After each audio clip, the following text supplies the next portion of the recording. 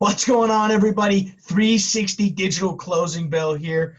We are here for our week ahead podcast in this gorgeous early morning, September 21st, 2020 time. It's 6:40 a.m. here, Mountain Central Time. Oil currently trading about 40.32. So just good to see a 40 handle on that. As always, I'm your humble correspondent, Michael Tanner, joined by the executive producer of the show, the purveyor of the show, the director and publisher of the world's greatest website, oilandgas360.com. Stuart, how you doing today? It's beautiful day in the neighborhood, but it's Monday. It is a Monday. I was saying I am, for whatever reason, I am just tired this morning, up a little later than I was last night. But that's all right, guys. We have a great show for you lined up today. Kind of as I call a hodgepodge of things we need to cover here.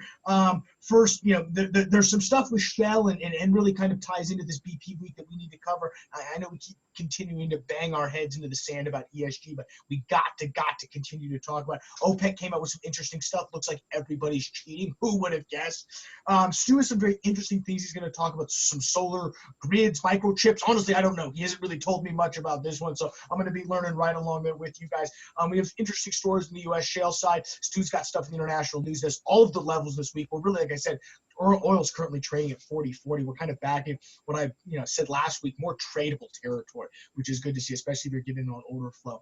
But before all of that, guys, please just subscribe to this show, 360 Digital Closing, on the Oil and Gas Show on iTunes, Spotify, and Intercom's YouTube channel. The best way to stay up to date on all of your energy market stuff. This show is also brought to you by the world's greatest website, oilandgas360.com, which Stu is the director of. You can check out everything, energy news, energy finance news, M&A, everything. I would just go to oilandgas360.com. All of your problems will be solved. Check out the 360 News Desk, which is really a one-stop financial house where you're going to be able to see anything from dashboards, overviews of how companies are doing, what the price of oil is currently doing, all the top stories that we're running on 360. So highly recommend checking out all of that. Stu also runs the Energy Expert Network, which is the industry thought leadership page. We interview everybody from around the industry. We have a crazy week lined up on that podcast. Give people an idea of who we've got coming up, what the schedule looks like, because I don't even know if I know this. Hey, this week, Michael, you did an excellent job with Liberty Frac. And Ron, I'll pat myself on the back on that one. That was a good one. That was a good one. Break your arm. Go ahead. Yeah, I'm going to break my arm, pat myself on the back. We have Andrew, the president of Data Gumbo. We have our Canadian Canadian success story. There was a nice Freudian slip. And then Enverus, we had a nice interview with them and got all that stacked, packed, and racked. I love it. No, we've got a bunch of different things to run here. On that podcast. Rob McBride from Enverus talked about some cool stuff. I'm just watching CNBC right now. This doesn't really apply to oil and gas, but for all of you day traders out there, Nikola founder Trevor Milton out as CEO as of about 30 minutes ago. They're running on CNBC as not to sidetrack, but last week there was a huge research report that came out from a company called Hindenburg, basically saying you should short that stock. I think everybody, we don't need to dive into it, but Nikola founder out. Elon Musk probably wakes up feeling pretty good today. Then again, he's also worth $100 billion. So there's one. All right, let's dive into the show here. Like I said, we kind of have a hodgepodge of things. Stu, what do you start with? Let's do these microgrid things. I want to learn. Okay. Hey, in California roughly has about 35% of their power generated by renewables. They're up to 35%. 35%. I mean, it's a big number, but in light of the fact that we were just talking about rolling blackouts for the past 2 weeks, it seems counterintuitive. Oh, here's something else that's going on. And when you take a look at the Sierra Club, 17 years ago, they got the law signed where they could not manage federal land and everything else. So you take a look at statistics. Let's deal in numbers. Okay. The Weyerhaeuser forests that are properly managed do not burn to the ground. You add arsons, you add goofy people that have, Mm-hmm. I believe, I need to fact check this, but there's about 200 people that have been arrested that have been burning fires, over millions of acres that have burned. All of this has created smoke. So that brings us up to, of the 35% renewables, I thought I saw this morning 14% are solar. Of those 14%, a good chunk of those cannot be used. So one of the things that the grid requires is a consistent boost of power. Now everybody's saying microgrids. Microgrids can be made up in a couple of different ways. So can you explain to me what a microgrid even is? This is your expertise. Remember, I'm a desk jockey and I stare at charts all day. So as in my favorite show says, pretend I'm a small child. Tell it to me as if I'm a small child. Michael, you have to smack me in the nose like a puppy all the time. You know, you're the adult in the room. And as I say, microgrids come in all different kind of flavors. And what they are is a balance to keep the surges from the solar and the wind that cannot generate sustained power. They range from batteries, which that's a whole nother subject, to natural gas plants, and then I would say like side gears. Okay, so they're basically backups, but I'm sure there's makes sense. They're basically backups, and they're designed for smaller forms. Okay. The one that cracks me up is the article that came out this morning from it was an article called Microgrid Knowledge. And they're touting that they can install a home generation microgrid. All right. It's called a natural gas generator. So they're wanting to install They got a good IR guy. Do what? They got a good IR team. Oh, absolutely. I thought I got tickled.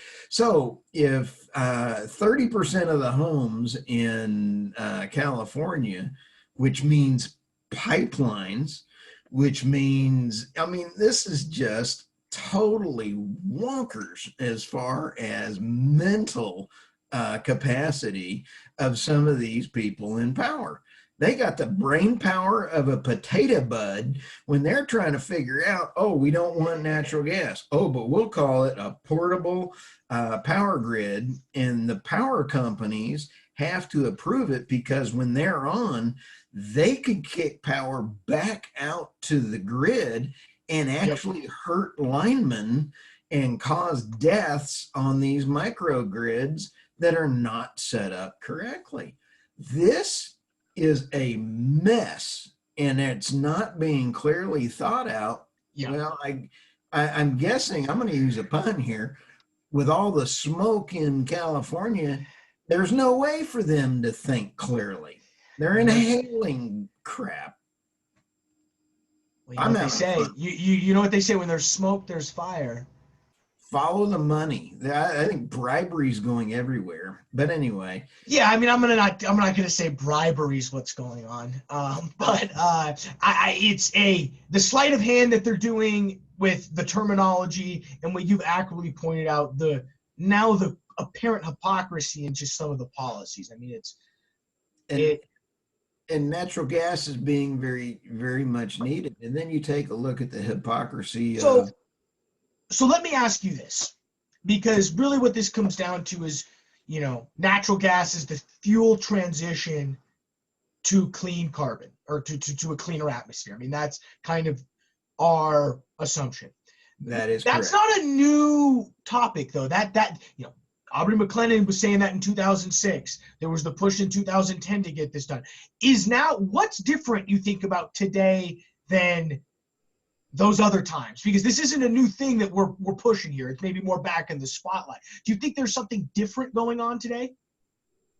There Because I don't is, know. I don't know if I even know the answer to that question.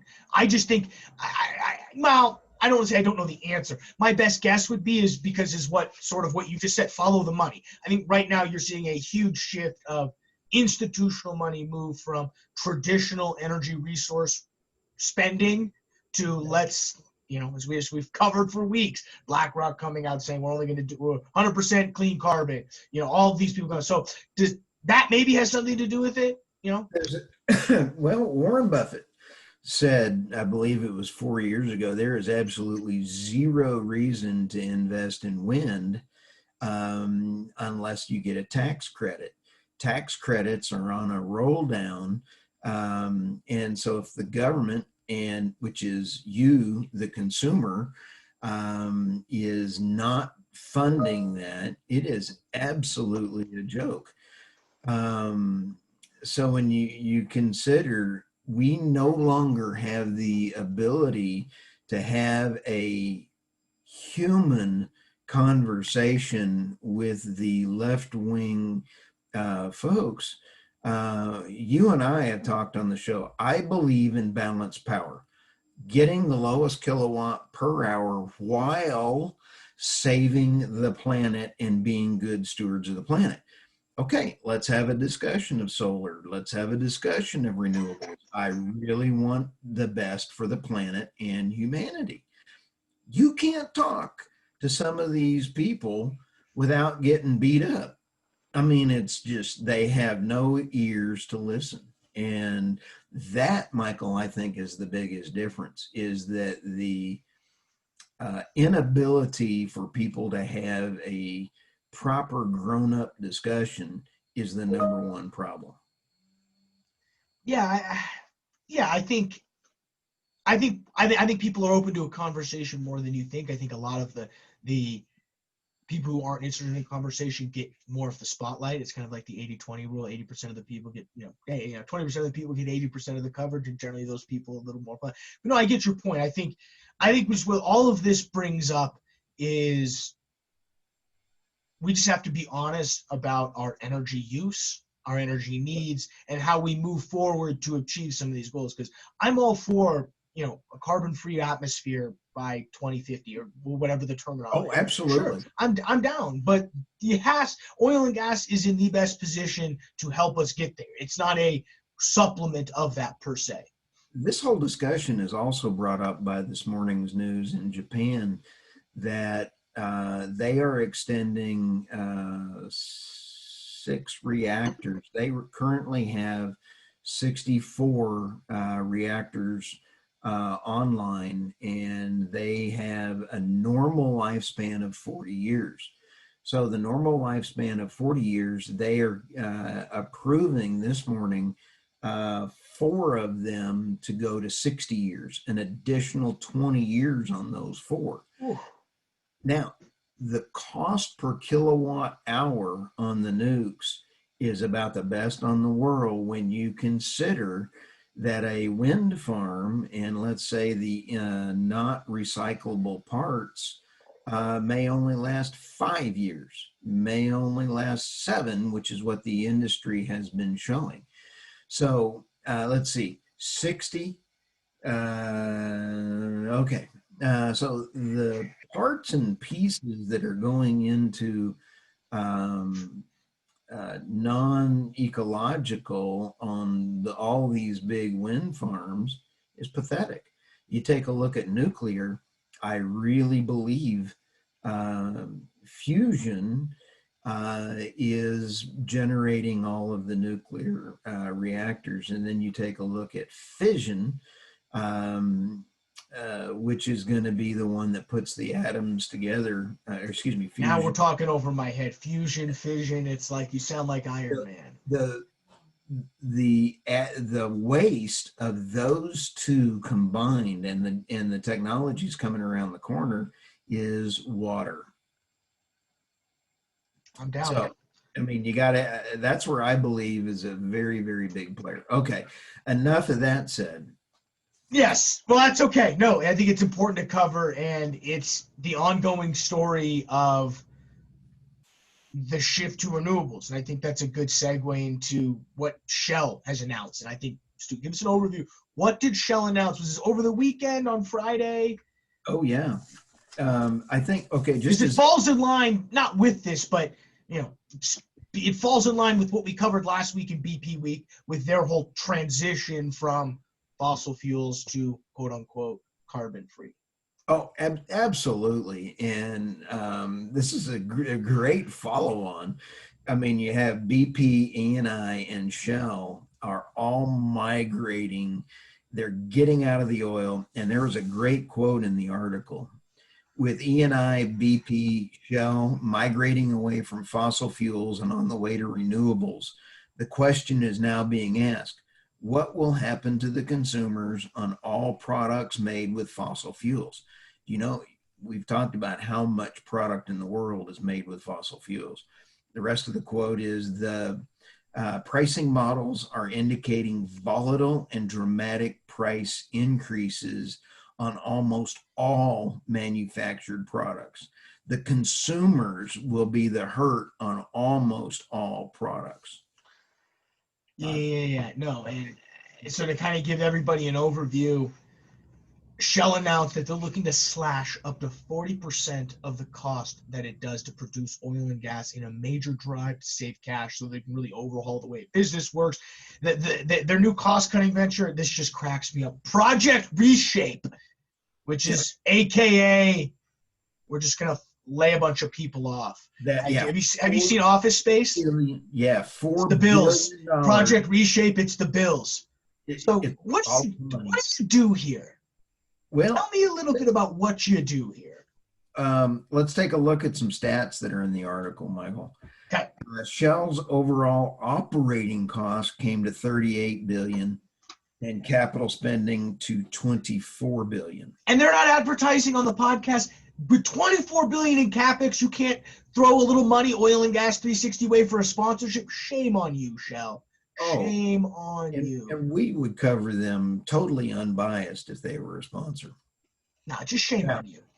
I'm not biased. I'm now mad. And Michael, before the show, you and I were talking, they are only going to focus in the Gulf of Mexico, Nigeria, and the North Sea. Oh, I wonder why. It's profitable in any oil price. And they are cutting their costs. They're so smart. Shell, you guys are so smart. I take everything back. I said, you're just so smart. Here's another stat that's in here. I don't know how this is going to play in, but they have 45,000 service stations. Yeah, I just filled one up last night. I go pick my friend up. Oh, well, yeah. But they are looking at how much cost is it going to be to turn those into electrical charging stations. Where does the power come from to charge a car? Well, I don't think Shell's going to answer that question. I think Shell's going to see this as electric. They're going to keep their refineries. I mean, this is what the article said is very clear. We just it's a ESG article. It's a article of basically saying we're shifting our focus to more profitable sectors, disguised as we're doing it because we're green. I mean, again, they have a great PR team over at Shell because this whole article is why we're shifting to midstream, utilities, power, shifting to all these more stable, cost-efficient, more regulated industries, and they're only doing it to make money. But yet the article is disguised as its ESG, Project Reshape. It's the bills. There's a couple more stats in this article that I highlighted this morning before our show, and that is, it does say in here that Europe. So here we go. Teams at here's a quote in the article. Sorry, I said this in. Teams at Shell's three main divisions are also studying how to reshape the business by cutting thousands of oil and gas jobs, removing management layers, both to save money and create a nimbler company. I mean, I'm all for removing just layers of management. I think that's where companies tend to bloat themselves up with. You've got 6 VPs running your reservoir. It's like, yo, you only need 2. Figure out somewhere. So, but it's Project Reshape, exactly what they're doing. Reshaping how many people work at the company. Figuring out. On another note, you take folks over at Liberty Frac, and they know how to manage their employees to the best of the care of the employees. This is I understand why people want to riot against the big corporation. This is one that's sad. Let's hit the picket lines. Uh, Let's hit the picket lines. Yeah, give us some other stats because there's some more stuff. The other one is they are down now 210 refineries from 17 last year. Those refineries are being sold off as fast as they can. Why though? Why? What do they say? Why they're selling off refineries? They are trying to become carbon free and oil free, so they can run down the street and protest. I don't know. I guess they'll pay employees to go protest in the streets. I don't think they're doing. I think what's happening, but BP and Shell and Eni, you talked about that oil and gas using publisher. I think these guys are taking advantage of the ESG narrative to strategically look at their business and say, hey, I actually think going forward in what's probably lower oil prices, what's probably a more volatile industry, the safer bet is high margin offshore production in which we will just borrow a lot of money for, and owning physical midstream and downstream assets. Now, Shell's kind of getting out of that. I mean, and they're using the ESG framework, I think, to really just not mask it, but it's convenient for them. So I think this is, I think they're using the framework a little more than not, but you seem to think they've drank the Kool-Aid. This is where we disagree a little bit. The evil side of the thought process on this is that we just talked about Warren Buffett. There is no sense in being a businessman and investing in renewables without tax credits. What is happening in the rest of the world right now? All fake money being printed is going to COVID responses.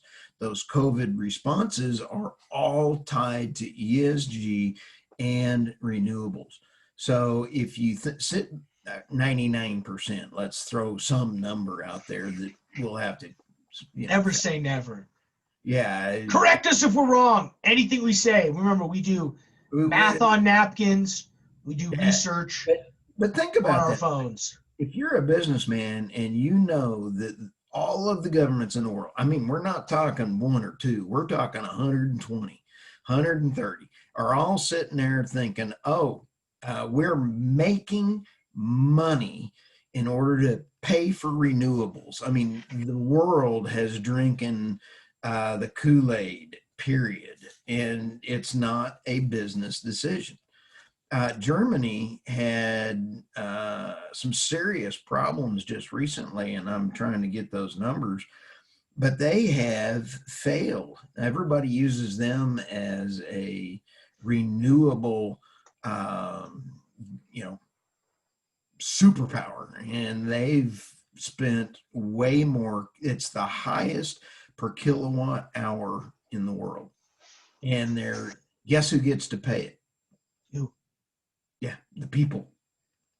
So, that to me is a follow-on to your BP week, our Shark Week of it just confirms everything that we talked about last week.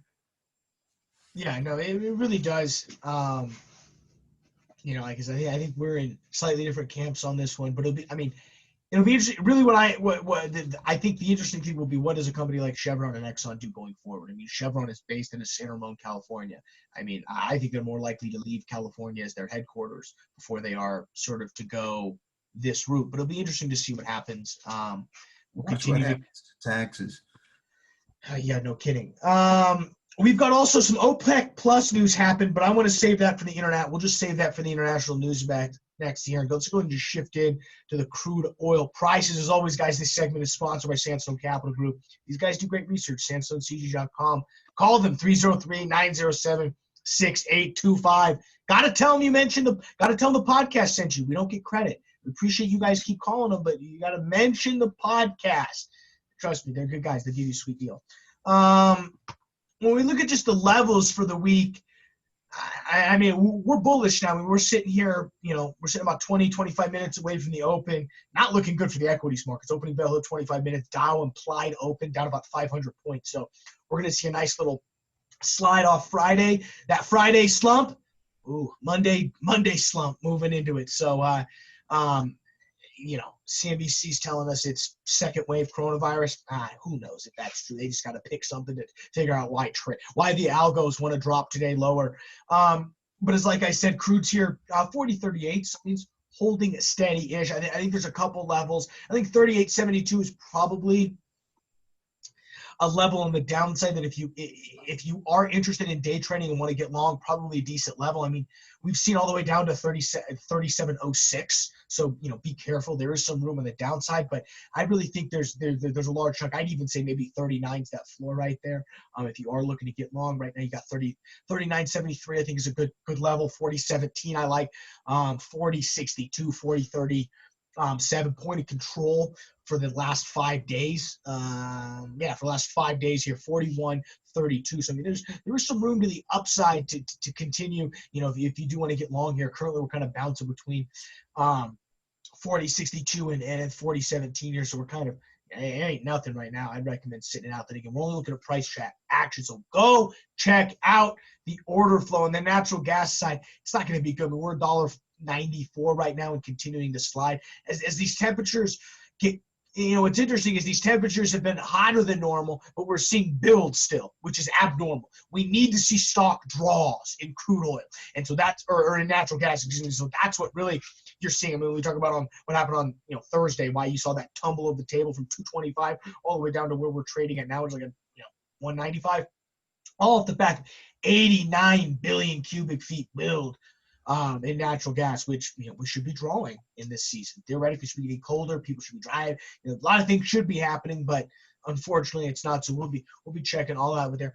On the U.S. shale side, there's a couple things we got to talk about. One, I mean, if you're on that Gulf Coast, they are just getting pounded with hurricanes. Currently, Tropical Storm Beta is strengthening, and over the weekend, Shell came out, our favorite company, said it's beginning to initiate evacuations and shut in some of its production in most of its Western Gulf platform per DO. But we'll continue to monitor our other facilities.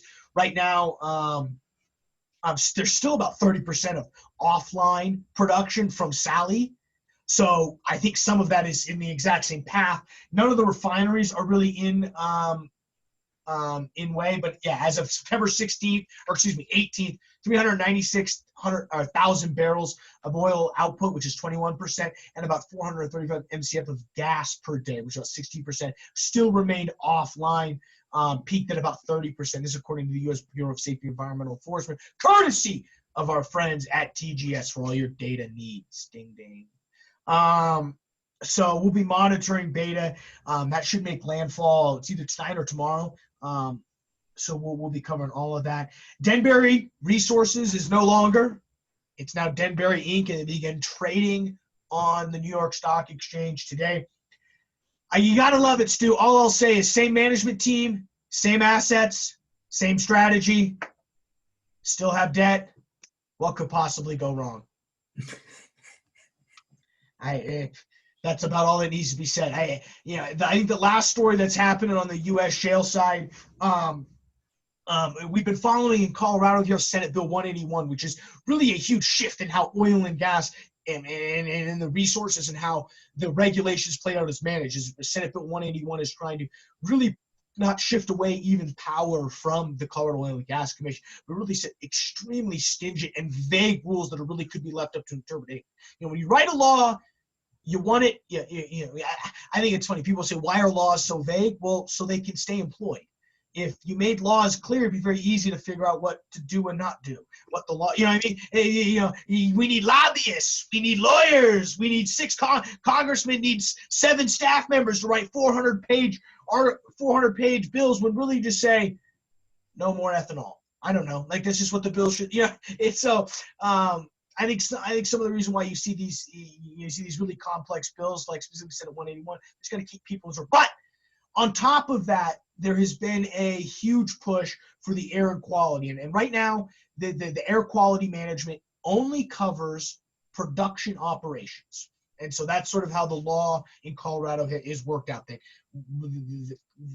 the federal or the state air commission only can start regulating and monitoring on a continual basis and have air quality limits once you start producing oil and gas, because it's obvious, drilling and fracking for oil, you're going to release some emissions, you're going to release some noise. It's going to be, and there's some things that specifically like open pit disposals, making sure you have proper things. Those are things that probably should already be doing. Closed pit wastewater management system probably should already be having those, but we're not. And so that's part of this push right now in the COGCC to what's going on in this lawsuit. But the other half of it has to do with moving these air quality limits into the drilling and fracking process, which I'm not a scientist. I tend to lean oil and gas, just tell you my bias clearly. I mean, we're on oil and gas 360 for goodness sakes here. So I'm going to lean on this one and say, I don't, but there's two different frames of thought here. You got about half, API, American Petroleum Institute came out in favor of these new regulations that basically bring the emissions qualities from U.S. Or from production all the way to drilling and fracking. Even Colorado Oil and Gas Association President Dan Haley came out and said, we're basically in agreement. What was his quote? Dan Haley, here's the quote. Our Dan Haley, president of Colorado Oil and Gas Association, a oil and gas trade group, said in the email that his group agrees with most of the proposed regulation. But COGA members support continued monitoring for a period of 90 days following the commencement of oil production, not 6 months. 90 days is more than sufficient for pre-production and early production phases. So I'm sure there's so many, we could go through and talk about each of the little different regulations. The point is, Colorado was in the midst of this regulatory fight between environmental groups and the oil and gas industry. And it'll be interesting who wins. Right now you talk about in Colorado, we're a blue state. We're coming to you, not live, but we're coming to you here. Take one. I don't think we'll need to do another take. So this could have been live if we really wanted to, but we're pretty much a blue state. And Governor Jaropoulos, he's a Democrat. Both the House and the Senate are both. So this will probably pass. This will probably get approved, and this is what we're going to have to deal with now in Colorado. So I think instead of complaining about it, we should just start figuring out how to abide by this. And I think maybe that's what some of these companies are, but maybe you'll start seeing some people move. Stu, what do you have at the international news desk? We got a couple things that happened over the weekend, and Iraq could generate over 3.5 gigawatts by capturing 40% of the gas that they flare. Let me set that conversation up a little bit. Russia is the number 1 flaring country in the world. Iraq is number 2. And you ought to see, they just burn everything that they possibly can. And, the U.S. flaring is almost nothing when you compare this. And some of the facts and the numbers on this, they basically produce only 18 gigawatts electricity, but they need 30 gigawatts. So it would make monetary sense for them to go ahead and put in gas lines and then power their country based on the differential that they need.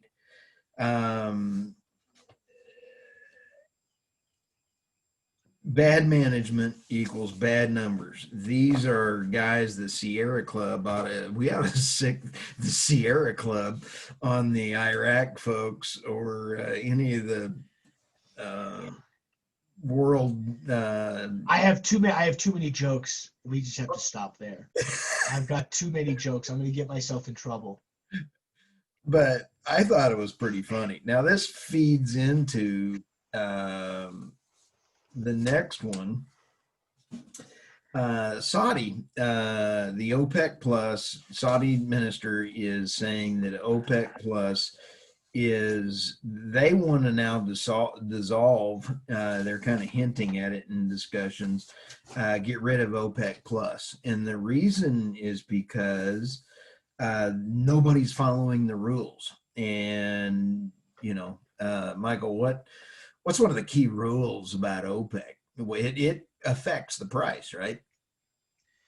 Yeah, I mean they've been more of a market mover in the past. They are still a market mover, and it's a pretty much a if it's not a stated goal, it's a very non-overt, or it's a very overt strategy of wanting to control the market. So everything they do is attempted to gain more market share. Exactly. So OPEC and its allies in August rolled back their historic 9.7 million barrels per day production to 7.7 million barrels per day. And all countries that exceeded their quota was a cumulative 2.37 million barrels. I'm doing some paper napkin math here, right? Doesn't look like they reduced anything. No, they definitely. If the pen doesn't drip through the napkin, I think you're right on that one. Okay, it was so. Anyway, it just is funny to me that they have all these meetings, they stand up there, and then nobody complies with it. Yeah. Yeah, and all that was started, the Russia thing, because the prince got in a fight with Putin and the rest of the world. Michael, this brings us back to our NOPEC. We really need the North American oil producers group. Let's get rid of OPEC and trade with Canada and Mexico for the right blends of energy that we need. I saw these hats on Twitter this weekend. I don't know who makes them, but shout out to them. If you do make them, send me one. But I saw BroPec. What's a BroPec? I don't know. It's just bros controlling the price of oil. I don't know. It just was hilarious. They made these hats called BroPec Plus. We have to find out who that is. That's pretty cool. I know it's pretty funny, but I think that's everything. So I'm looking at my list here. I got a nice little list for everybody of what we needed to cover. I think that's everything. I mean, I don't want to say it was a slow week. I think, the topics of the show are shifting more towards politics. Yay. I'm going into a coma, Stu. Wake me up till after the election. You manage the show. You can push out the content. I'm about we're turning into I'm turning into Anderson Cooper over here. My sources, we've been covering the Mediterranean for quite a while, and my sources are saying this is going to be a slow week while some negotiations go on. So I'm hoping I'm right on that, but if something blows up, it means my sources stunk. Yeah, we'll know the validity of all that. And so that you heard it here first, guys. We're waiting for Middle East or Mediterranean news to drop. But I think with that, I think it's the perfect time, Stu. We're about here at 40 minutes. Let me go ahead and let these guys get out of here, get back to work. Seriously, guys, thank you for checking out 360 Digital Closing Bell. Available on iTunes, Spotify, YouTube, via the 360 Digital Closing Bell feed or the Oil and Gas Show feed. We're also brought to you by the world's greatest website, oilandgas360.com. For Stuart Turley, I'm Michael Tanner. Thank you. We will see you this afternoon for the Digital Ticker.